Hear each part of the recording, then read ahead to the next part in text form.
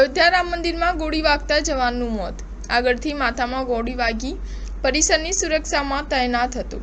IG SSP ઘટના સ્થળે પહોંચ્યા. અયોધ્યામાં રામ મંદિરની સુરક્ષા માટે તૈનાત એક જવાનનું ગોળી લાગવાથી મોત થયું છે. આ ઘટના બુધવારે સવારની છે.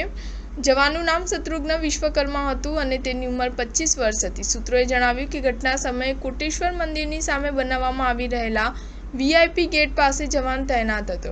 રામ મંદિરનો મુખ્ય ભાગ અહીંથી માત્ર 150 મીટર દૂર છે.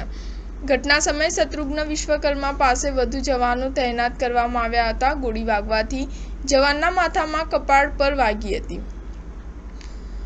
સાથી સુરક્ષા કર્મચારીઓ તેને તાત્કાલિક હોસ્પિટલ લઈ ગયા હતા. હાલત ગંભીર બનતા તેને ટ્રોમા સેન્ટરમાં રિફર કરવામાં આવ્યો હતો.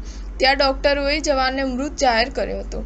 સૈનિકના મોતથી મંદિર પરિસરમાં ખળભળાટ મચી ગયો હતો. આઈજી અને એસએસપી ઘટના સ્થળે પહોંચ્યા છે.